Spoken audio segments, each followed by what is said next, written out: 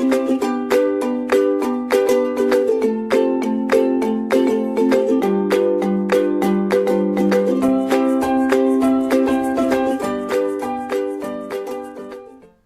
and welcome to this lecture on marketing management.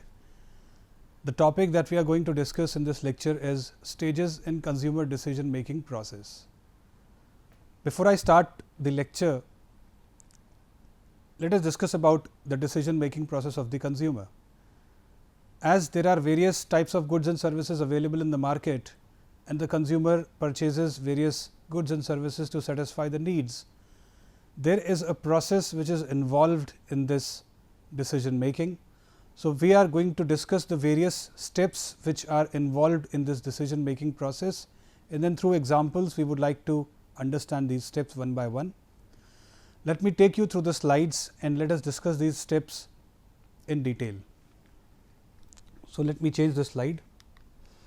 So, what is the consumer decision making process? So, here there is a very simple model of decision making given, and this very simple model of decision making is called IDA model. So, let me just read out the terms which are written here. This attention is the A, interest is I, desire is D, and then action is A. Hence, it is called the IDA model.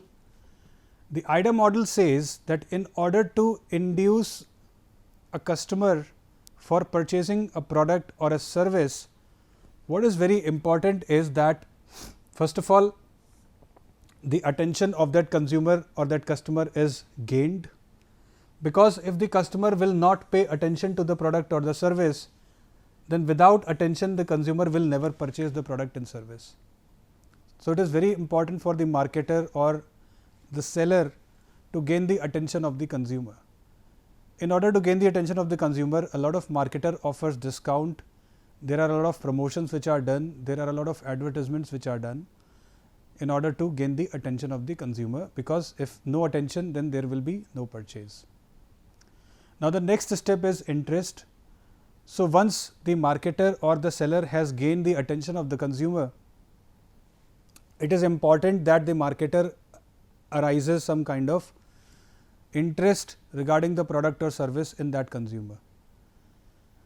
By giving the consumer the knowledge of the features of the products and service, the interest can be aroused. So, when the consumer or the person who is going to buy the product comes to know about various features, then he compares as to how these features are different from the features of the products of the competitors, and this further aggregates the interest, and hence the second step gets completed. From interest we go to desire. This interest level should be followed by the desire level, in which there should be a kind of desire. If the marketer wants that particular consumer to buy the product, then it is important to convert the interest into desire. Now, desire is the stage in which the consumer becomes determined to buy the product, and there is a strong feeling inside the consumer that I should buy the product, and that this product or this service should be owned by me. So, when this kind of a feeling gets arised in the mind of the consumer, then this is called the desire phase. And after the desire phase, the last, that is action phase, is followed, and the action phase is the phase in which the consumer purchases the product or the service, or the consumer gives the money to the seller, and in return the consumer gets the product or the experience of the service. So, therefore, to conclude, I should say that IDA model is a very simple selling model, is a very simple model of decision making, in which a consumer basically passes through 4 phases: attention, then interest, then desire, and finally action, in which the person finally decides to purchase the product. Now, there is a simple model of consumer decision making which is shown here.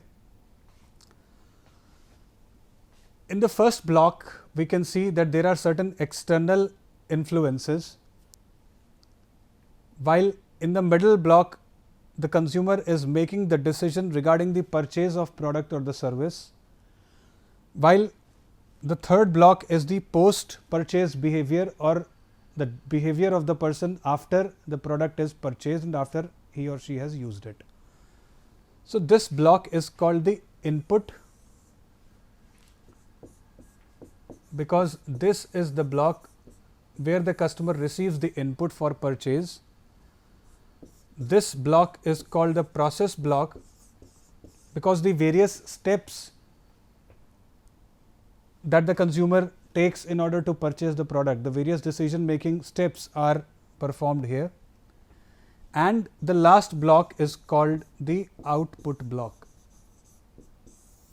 The output block is related with the outcome of the purchase. The output block is nothing but it is the result of the purchase, and the result of the purchase can either be satisfaction or it can be dissatisfaction. Now, let me elaborate the external influences first. The external influences are of two kinds. There is an influence which is coming from the company's marketing efforts, and there is an external influence that comes from the socio-cultural environment. So, on one hand there is an socio-cultural environment of the consumer which is all around the consumer. So, that socio-cultural environment is putting an influence on the consumer, as well as the company or the organization that is selling the product or the service. That company or that organization also makes a lot of effort, and that efforts or those external influences also make an impact on the consumer's decisions. So, the firm's marketing efforts can be elaborated as the product, promotion, price and channels of distribution. So, these are nothing but 4 P's, or the marketing mix. So, a company through its marketing mix tries to influence the consumer's decision making process, while the factors in the socio-cultural environment, which are the family, informational sources, other non-commercial sources, social class, and last but not the least, culture and subculture. So, all these factors also play their role in influencing the consumer's decision making process. So, together the firm's marketing efforts and socio-cultural environment together, they make the complete input, and these are the collection of the factors that will impact the decision making process, the consumer's purchase decision making process. Now, let us talk about the process itself. What are the steps involved in consumer's purchase process?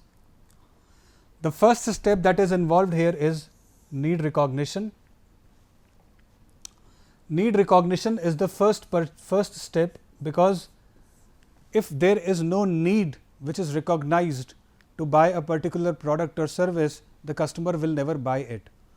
So, a customer will purchase a product or a service only when the customer will feel a need to do so. For example, if I do not have a laptop and I feel a need for computing, only then I will think about purchasing a computer. Or if some other person is not having a vehicle and the person is facing a problem in commuting from one place to the other, only then there will be a need felt, and when there is a need that is felt, only then the consumer or that person starts thinking about purchasing the product or the service. So, need recognition is the first step. Need recognition is followed by the second step, which is pre-purchase search. So, pre-purchase search is also known as information search, or I am writing it as info search. Because a product is now required and the need to buy that product has been felt, now the consumer will visit various sources and the consumer will try to gather knowledge and information about the product. The information and the knowledge about the product will be gathered by the consumer on a wider scale if the product happens to be an expensive product. So, the pre-purchase search can be of 2 or 3 types. This pre-purchase search can be extensive or it can be limited. the pre-purchase search can be extensive or limited. It will be extensive when the consumer is buying an expensive product. For example, when a consumer is buying a product such as a home or a laptop or an expensive car or an expensive mobile phone, then the consumer will make an extensive pre-purchase search. The consumer will visit various sources. The consumer will take into account the opinions of various people. The consumer will go to the vendor and also ask for the vendor's opinion. He will ask his friends. He will consult the web sources. He or she will consult the magazines, the newspapers, and etc. etc.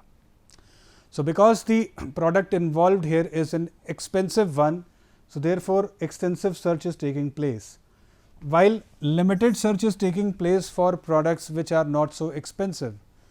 So, suppose any consumer has to purchase a product such as a pen or a shirt or something like that, then the pre-purchase search will be limited one, because the product is not that expensive.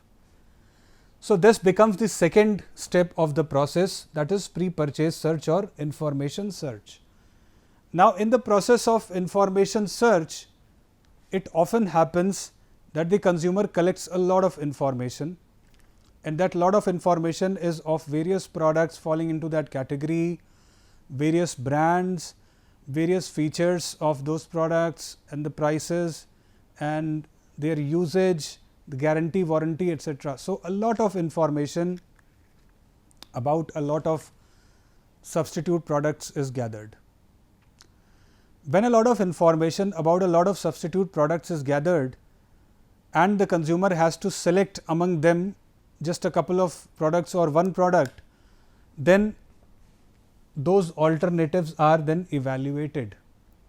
So, this plethora of information which the consumer have, now the consumers have to filter out the information, or they have to compare the features of the various types of substitute products that the information they have gathered.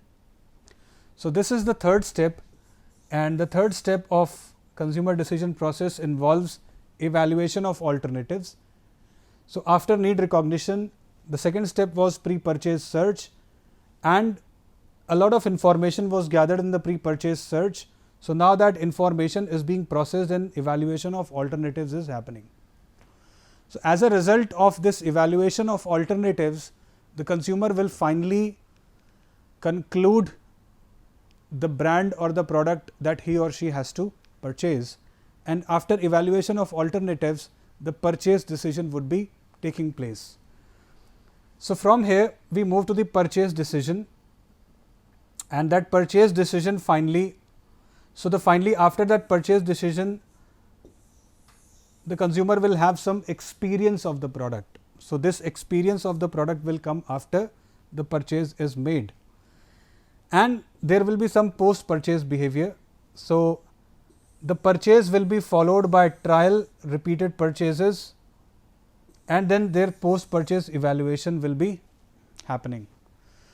So, means to say that after evaluation of alternatives, the next step would be to purchase the product or to have a trial, and after the trial, that particular product or the service will be purchased by that consumer, and once the product or the service is purchased by the consumer will use it, and once the consumer uses it, it will have some feeling of satisfaction or dissatisfaction depending on whether the product or the service was able to satisfy it or not.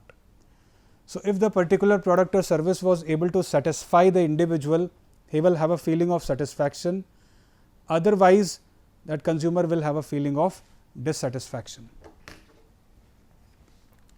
From here, I will again summarize the various steps involved in the consumer decision making process. So, these were the various steps. First step was problem recognition. In problem recognition, the consumer recognizes that yes, there is a need to purchase a product or a service. The second step is information search, or which we called as pre-purchase search, pre-purchase info gathering we can also call it. So, a lot of information is collected from various sources, And because a lot of information is collected from various sources, there is evaluation of alternative. So, this step involves a lot of comparison and filtering of information. This step is then followed by the purchase decision, and purchase decision is where the action happens, where the consumer pays the money and acquires the product or acquires the experience of the service. And then the post purchase behavior happens, and here there can be either satisfaction or dissatisfaction depending on whether the product was up to the taste of the consumer or whether the product falls below the taste of the consumer.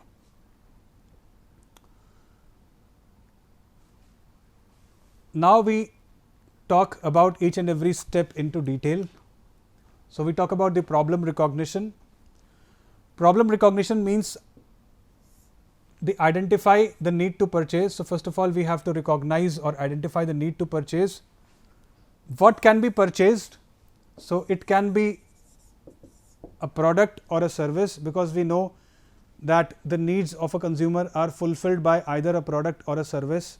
So, these are the two utility items which can fulfill the need of a customer. And then of course, there is a need of identification is the first step in purchase process. So, that is the first step. From here we move on to the information search. Information search can be done through various online sources. Online sources are mostly the websites or various portals. This can be done through newspapers. So, a lot of information is published in the newspaper and the consumers can pick up that information from the newspaper. Various catalogs. Now, the catalogs are also available on the internet. So, these are called e-catalogs, or there can be physical catalogs, or there can be menus from where the information can be obtained. Information about a product or a service can also be obtained from magazines. So, there can be business magazines and there can be general magazines from where the information can be gathered. Information can be gathered consulting a various people. Now, what all people can be consulted? Vendors can be consulted, friends can be consulted, experts can be consulted. So, likewise, a lot of people can be consulted regarding the usage of the product. So, this is how information about the product or the service can be obtained. After the information gathering, the next step that the person moves on to is evaluation of alternatives. In the evaluation of alternatives phase, the alternatives or the various brands are compared, and these are compared on the basis of price, which also means that it can be compared on the basis of the percentage discount being offered. The brands or the products can be compared on the basis of features. Suppose if we talk about mobile phones, so if we have gathered information about 7 types of mobile phones, then we can compare this information on the basis of features as to which mobile phone is having a wider screen, or which mobile phone battery is having a longer durability, or which mobile phone is giving us a greater warranty, and which mobile phone is lesser in price. The performance can also be a criteria for the evaluation of the alternative. So, while we are purchasing some automobile, so in case of automobile, we always take into account something called as a mileage. So, mileage actually denotes the performance of the automobile. So, when we are talking about automobile, we can measure, we can compare the performance of the automobile through the mileage, and whichever automobile has got the higher mileage will then be preferred by the consumers for purchase. Then in certain criterias, in case of certain products, durability is the criteria. For example, in case of batteries, the consumers can compare various types of batteries depending on the durability or how long the battery is going to last. Last but not the least, one of the criterias to evaluate the alternatives can be the guarantee or the warranty which is being offered. So, any vendor which is giving us a higher guarantee or a higher warranty in comparison to the other vendor will be preferred by the consumer, because the consumer is getting a better guarantee or warranty, and therefore, the deal would be very attractive. So, these are the various criteria on the basis of which the alternatives can be evaluated. After the evaluation of alternatives, the consumer has to make purchase decisions. Now, purchase decisions can be done in various ways.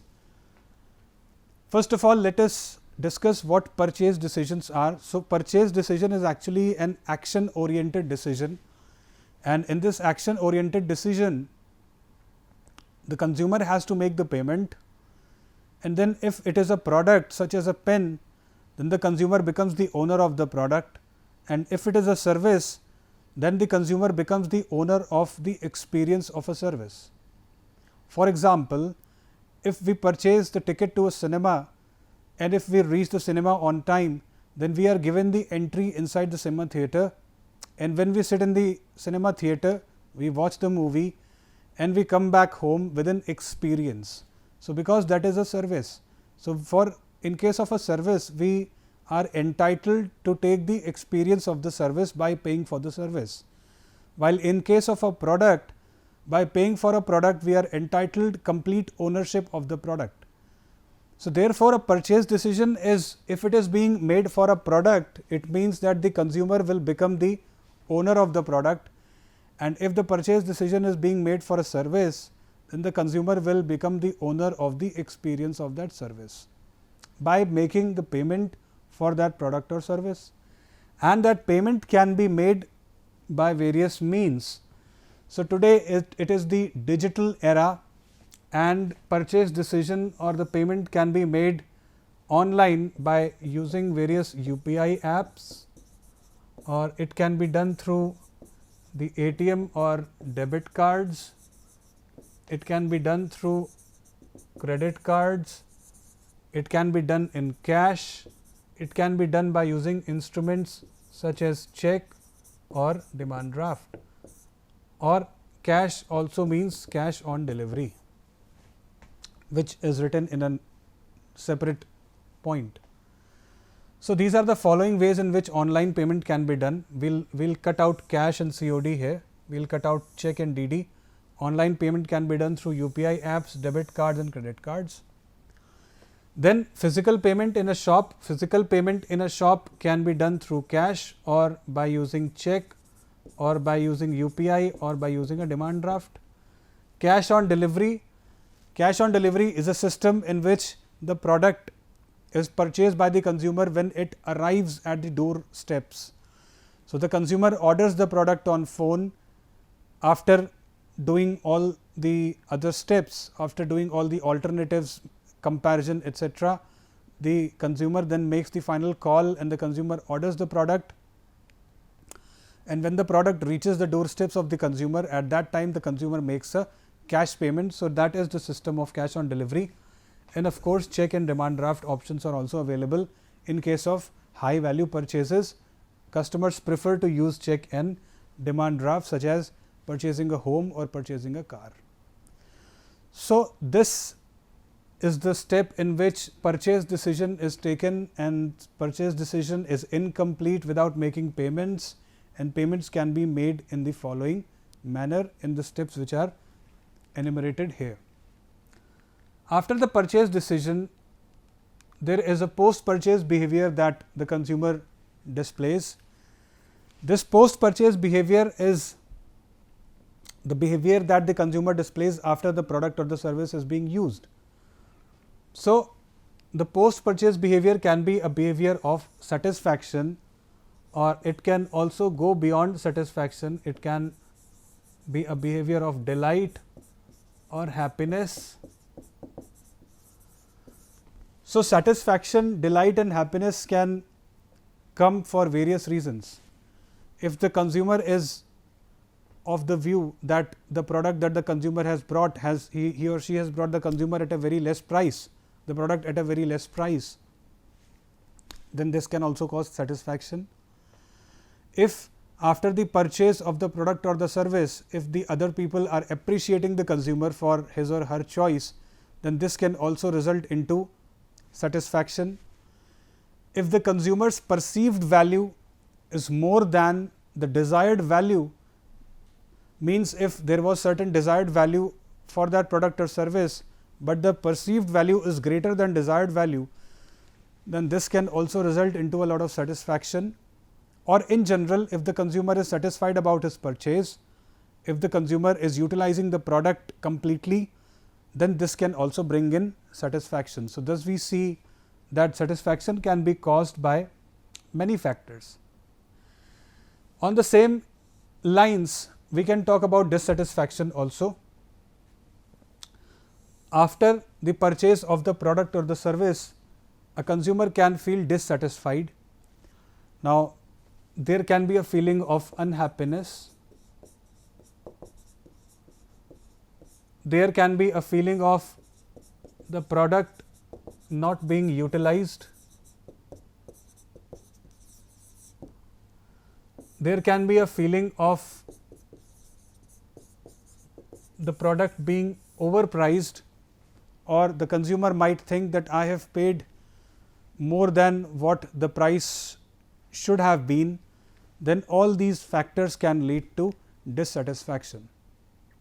Apart from this, what also can lead to dissatisfaction is, suppose the consumer has purchased a product and that product or the choice of the consumer is then being criticized by the others, or if somebody has come and said that, oh, you have brought a wrong product and you must have purchased something else, or this product is very costly and a similar product was available at a lesser price. So, all these kinds of opinions and criticism can also bring in a lot of dissatisfaction to the consumer. Apart from this, there can be a feeling of dissonance. Now, let me just read out these lines and then try to explain it to you. Post purchase dissonance occurs when the product is not up to one's expectations. So, when the product and service is not up to one's expectations, dissonance can occur and does not match with the need. This arouses anxiety and dissatisfaction with the product. So, dissonance is another type of post purchase behavior in which the customer feels that the product or the service that has been brought is not matching his or her needs or is not falling up to the expectation. So, then it arises a feeling of anxiety and dissatisfaction, and this brings a lot of unhappiness to the consumer. So, thus we see that in the post purchase behavior, a product can bring in satisfaction, a product can bring in dissatisfaction as well as a lot of dissonance.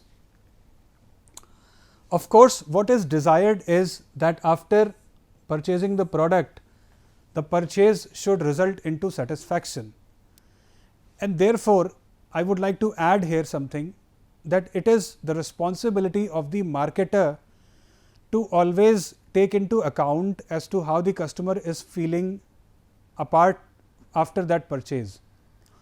So, it is the duty of the marketer, and the marketer should never make the mistake of leaving the customer alone after the purchase is made. So, after the purchase is made, either for a product or for a service, the marketer should also confirm how the customer is feeling, whether he is satisfied or whether he is dissatisfied. And if the customer is dissatisfied, the marketer should always try to convert or to discuss the reason of dissatisfaction, so as to convert that dissatisfaction into satisfaction if at all it is possible. Because a marketer would always like to retain customer and make customer a loyal customer. So, in order to make that happen, it is very much desirable for the marketer to convert the dissatisfaction into satisfaction, and that can be only done when the marketer takes a feedback from the customer as to what he is feeling. Now, before I end the lecture, I would just once like to recall the various steps which are involved in the consumer decision making process. The first step was problem recognition, in which a need was felt to purchase a particular product, which was followed by information search, in which the consumer consulted various sources to gather information. That information was evaluated on the basis of various criterias, in order to filter out and then retain only the brands which the consumer feels most suitable. The evaluation of alternatives was followed by purchase decision. So, purchase decision was the step at which the action was taking place and the consumer was paying money for the particular product, and this purchase decision was then followed by a post purchase behavior. The post purchase behavior was either satisfaction or dissatisfaction on account of various reasons, with an addition that the marketer should always try to convert the dissatisfaction of the consumer into satisfaction by talking to the consumer and by taking from the consumer a feedback of the purchase. With this, I come to the end of this lecture on the consumer decision making process. My email ID is ashish.awasthi@imsec.ac.in. Write to me in case of any doubt. I would like to be more than happy to reply to you. Thank you so much.